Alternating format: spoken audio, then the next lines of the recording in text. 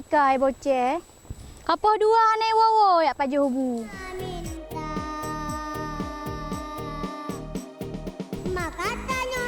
Oi pak nanek mek cikgu tayang mbak ji nai e. Oh dek, nak kangen boceh dek.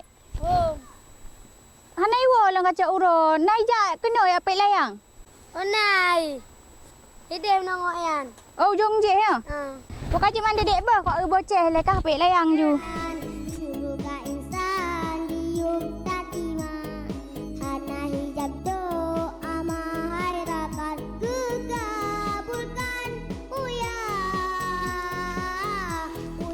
Anak kawawa gede kapek layang kaca uro de mubu lang kapaju. Selamat anda bayi. Nah bak ipiyo leak.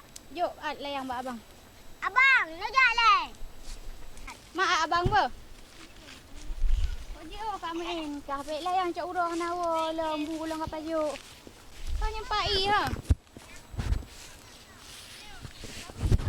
Nah, kak. Wang kah makaca uro anak kawawa pi bu lang kapaju.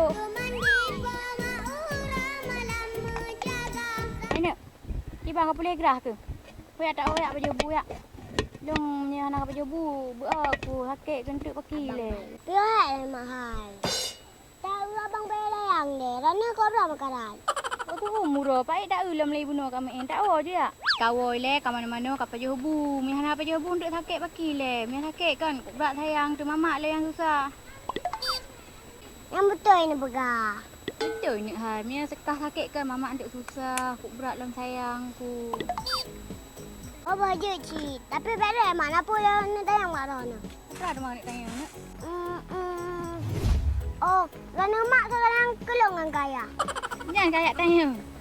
Kan habang kata mayu. Kan mandua mamak sayang beli nasi roro. Betul mahal. Maksud long sabar sayang ni. Hai mandua mamak sayang. Penina mamak sayang si roro yang kengkon. Maksud long yang tak sayang kesal. Kedong bukaya. Mian nak sayang kaya, pergi jamin tu. Yang ke hai ni kekah pi sayang, kayah pi sayang. Kali ke mamak pegah mandua mamak sayang. Man maksud mak rana nak bekas sayang ni kelong. Nak banjir anak mi ajak long. Jaga ijak ngai pa mati. Oh, gak icok mantang ni di padai pemati. Wala sanji lan mak. Sebab kan menyecok tiga gaji mamak yak sawa. Tapi menyai pemati. Hana pak tak ule ke hana le ju. Ya. Mami kaya. Hai kayah sayang si. Betul sayang. Mami ayah corai-corai kau mati. Oh, menyayah. Lebih agak mati daripada cok egop. Sebab menyay mati tak ule. Tapi menyay cok egop sakit inu hai inu sakit. Itu kah? Bunak nak pegang mandua sayang. Mi ayah lebih agak mati mi long. Lebih agak corai kau. Nya nak ada lah mak boleh dah bawa dapat subuh. Lah le benar adik aku. Tak balik ke apa ada ke. Tak nak macam tahu.